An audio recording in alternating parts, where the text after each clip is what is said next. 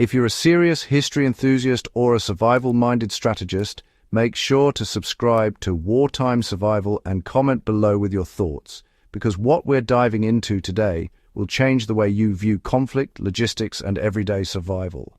In the shadows of famous battles, behind the smoke and gunfire, some of the most decisive victories were never won on the battlefield.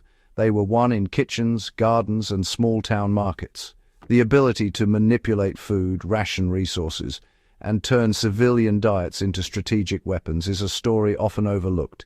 Yet it provides lessons that are immediately practical for anyone interested in preparedness or understanding war beyond the headlines. Throughout history, armies and civilians alike have learned that controlling access to food is as powerful as controlling territory. During the siege of Leningrad in World War II, citizens survived on meager rations of bread made partially from sawdust. While modern audiences often focus on the military heroics, historians note that survival depended entirely on a civilian population's ability to stretch limited resources. Beyond pure survival, civilians also engaged in subtle forms of resistance by hiding food, bartering, and even sabotaging supplies meant for occupying forces. The lesson for contemporary survivalists is simple. Understanding local food systems, learning to stretch resources, and mastering preservation techniques can give you an enormous advantage in high-stress scenarios. Start by analyzing your own food supply. For example, if you are storing grains, consider pairing them with legumes or dried vegetables to create balanced, high-calorie meals that can sustain a small group over weeks without modern conveniences. In lesser-known conflicts such as the Irish War of Independence, local communities used food as a form of economic warfare. Farmers and townspeople deliberately withheld supplies from British forces, forcing them to rely on long, vulnerable supply lines. On the other side, insurgents maintained mobility because they could rely on local knowledge to procure foraged foods, milk, or preserved meats. A small loaf of bread, a hidden cache of potatoes, or even a barrel of salted fish could determine whether a unit advanced or retreated. For modern applications, this really emphasizes the importance of knowing your local resources and, establishing food networks. It's essential to identify perennial crops, wild edibles, and durable preserved foods in your region. Understanding what can be foraged and stored efficiently gives you strategic autonomy, much like these small communities gave insurgent fighters an edge over better-equipped armies. You could, for instance, create a small survival garden with fast-growing staples and supplement it with drying or pickling for long-term storage. Innovation was not limited to gardens or farms.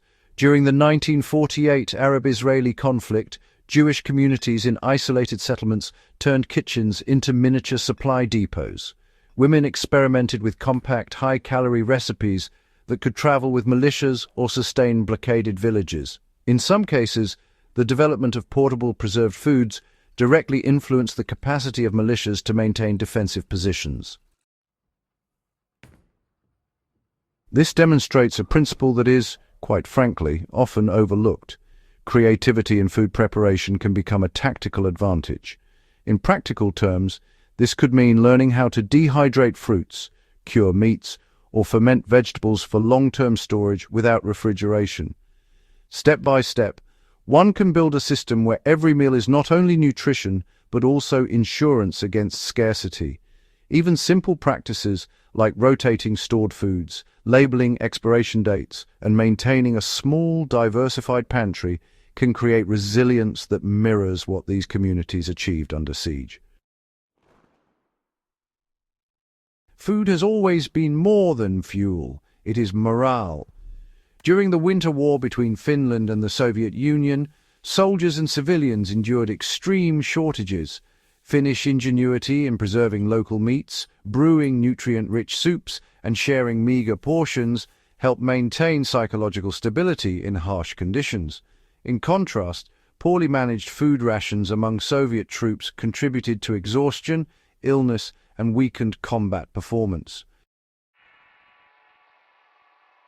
For survivalists and historians alike, this really underscores the psychological impact of food security. Regular meals, even if they're small, stabilize energy and maintain mental clarity.